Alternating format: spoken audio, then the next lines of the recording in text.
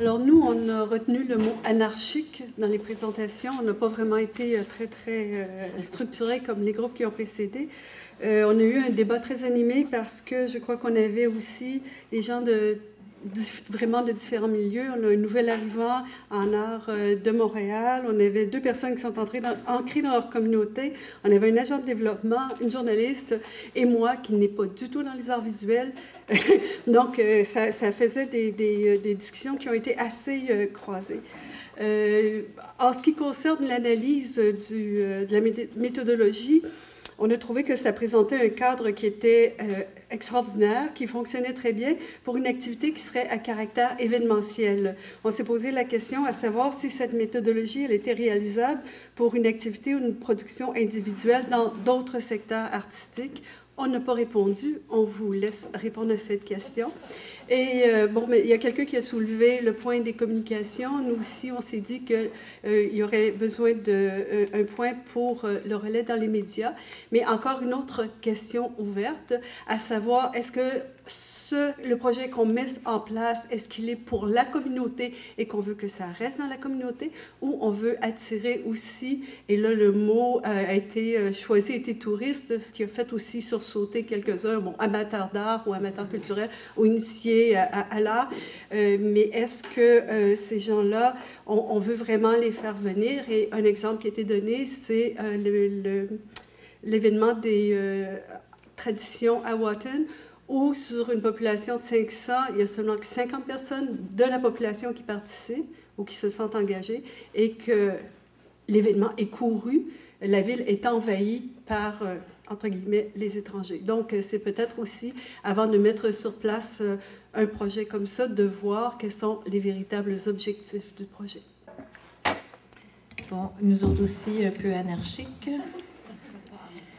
Alors, on n'a pas discuté du... on s'est dit, nous, que pour appliquer la méthode qui nous est proposée, d'ailleurs, qu'on trouve fantastique, numéro 1, on a dit on a besoin d'une méthode qui, dans le fond, c'est quoi faire avant d'appliquer ça.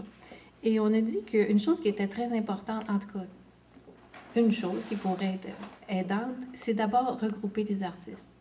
On trouve que Ravir, c'en est un exemple, mais c'est la force du groupe qui est en tout cas, il y a quelqu'un qui l'a mentionné dans une autre chose, là, que le groupe, d'ailleurs, d'artistes donne un poids aussi à notre voix. Parce qu'un artiste tout seul, c'est beaucoup plus difficile d'aller défendre un projet que quand c'est un groupe. Alors ça, c'est une chose. Ensuite, que je mette 2 minutes... Briser l'isolement. Hein? Vu qu'on est sur un grand territoire, ce qui est le problème en campagne comme ça, alors le fait d'être un groupe, ça fait que aussi on ne se sent pas tout seul et c'est plus facile de créer un réseau. Ensuite, une chose qu'on a dit, quand on fait un projet, le point que Alain parlait, qu'on ne faut pas imposer, mais que c'est les gens qui viennent nous chercher. Ça, on l'a vérifié parce qu'on était plusieurs artistes dans notre équipe. C'est souvent le monde de la communauté qui vient nous chercher. Et ça, on trouve ça important. Parce qu'aller imposer une idée, même si elle est très extraordinaire, tant que c'est pas vraiment... l'humain n'est pas contacté, ça ne fonctionne pas. Ensuite, on a dit que dans notre MRC, il faudrait bouger un peu les structures institutionnelles. Il faudrait recentrer la mission des agents culturels. Parce qu'on se rend compte qu'ici, il y a beaucoup de discours en faveur de la culture, mais on tombe toujours dans l'économique qui finalement prend le dessus. Alors, on trouve que ça, c'est un problème ici. Aussi, on avait Gigi qui est française d'origine et on se disait qu'on trouve qu'il y a beaucoup d'artistes au Québec. Puis, il n'y a pas beaucoup de consommateurs de culture en proportion. Alors, on se demandait si en France c'était pareil et Gigi nous disait que ce qui fait la force, c'est qu'en Europe, il y a la base, c'est le patrimoine. Tout part du patrimoine. Et probablement que ça, c'est une chose qui rejoint tout le monde et qui serait plus facile. D'ailleurs, vous autres, votre projet, c'est ça. Et en partant de ça, c'est probablement une bonne piste pour élaborer des projets. Alors, grosso modo, c'est ça. J'ai dit d'autres choses. Ah oui, et l'école, naturellement. Mais ça aussi, quelqu'un d'autre a mentionné. Et ça commence là. Hein? Et voilà. Alors, dans notre équipe, on n'a pas choisi non plus vraiment consciemment une façon d'aborder dans les méthodes proposées. Là, mais on s'est rendu compte après coup qu'en fait, tout le temps qu'on a discuté, puis c'était très intéressant, on a eu des discussions intéressantes autour de la table, c'était toujours autour du point 1 finalement. Donc, il faut croire qu'il est vraiment important.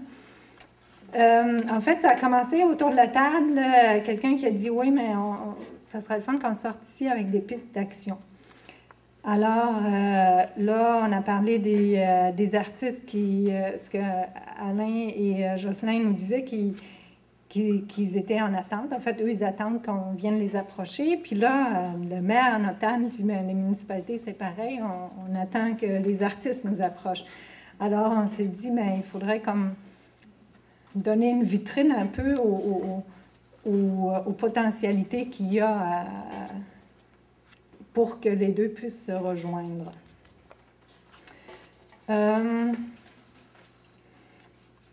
Le constat aussi, bon, quand dans une municipalité, a priori, il n'y a pas beaucoup d'intérêt par les élus envers la culture, bien là, c'est sûr que c'est plus difficile. Puis c'est là que c'est plus important encore, ce point 1, justement, quand un artiste veut faire quelque chose, bien de s'impliquer peut-être autrement dans sa municipalité, dans sa communauté pour pouvoir proposer des projets ensuite. Je ne vais pas répéter ce qui a déjà été dit par d'autres. Un autre point qu'on a soulevé, c'est la vision collective pour la région, qui est importante qu'on devrait développer ici en Estrie. L'exemple qui a été donné, peut-être l'art social, qui semble être assez fort ici dans la région avec le Théâtre des Petites Lanternes, en tout cas, il a été nommé différents projets. Et peut-être que ça pourrait être une vision commune qui est d'ailleurs, on a appris, qui est reconnue au Conseil des arts du Canada, mais pas au CALC. Il n'y a pas de projet qui s'adresse à l'art social. On a discuté beaucoup la spécificité de l'artiste en milieu rural, qui, évidemment, le nombre d'artistes professionnels en milieu rural est assez limité, donc c'est plus difficile de se regrouper et de conserver sa crédibilité professionnelle.